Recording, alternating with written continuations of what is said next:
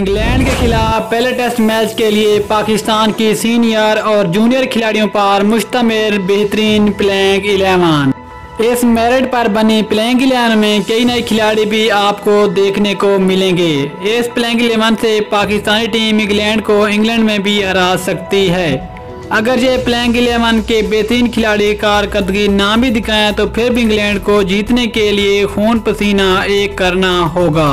लेकिन आखिरकार ये पाकिस्तान की खतरनाक प्लेइंग 11 कौन से कि हम आपको बताएंगे पूरी तफसील में। लेकिन मजीद तफसील में जाने से पहले आप लोगों से गुजारिश है, अगर आप चैनल पर तो बराए मेहरबानी फ्री में चैनल सब्सक्राइब करें और साथ में दे घंटी के बटन को प्रेस कर दें ताकि क्रिकेट से जुड़ी तमाम तर खबरें रिकॉर्ड शेड्यूल आपको सबसे पहले जहां पर मिलती रहे।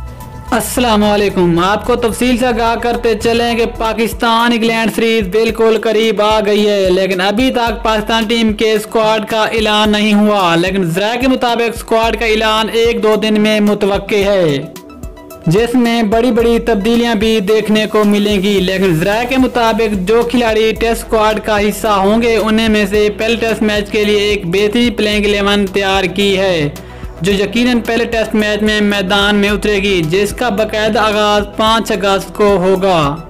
लेकिन अब जरा चलते हैं प्लेइंग 11 की तरफ। अगर ओपनर की बात की जाए तो पहला नाम आता है आबिद अली, जो कि जनीन कन्फर्म है। और आबिद अली दुनिया के वाहिद खिलाड़ी हैं जिन्होंने वनडे और टेस्ट डेब्यू में सेंचुरी बनाकर नया आलमी रिकॉर्ड बनाया।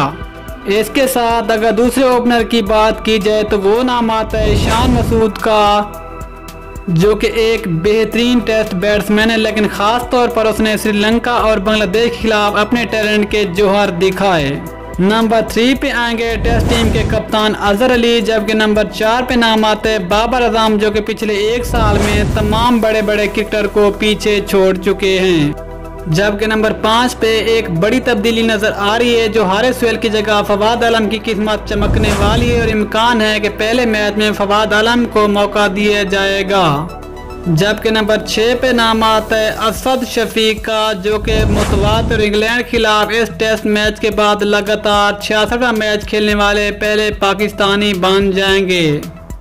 नंबर 7 पे नाम आता मोहम्मद रिजवान का, जो कि बतौर विकेट कीपर का काम भी सर अंजाम देंगे। अब बात करते हैं बॉलर की, तो बॉलर के वो कौन से होंगे जो कि पहले टेस्ट मैच में मैदान में उतरेंगे। नंबर 8 पे नाम आता है यासिर शाह का, जो कि एक बेहतरीन स्पिन बॉलर है, जिसने क्रिकेट की तारीख में तेज 200 विकेट लेने वाले यासिर शाह, जो कि गुगली की तरफ से भी इंग्लैंड को परेशान करेंगे।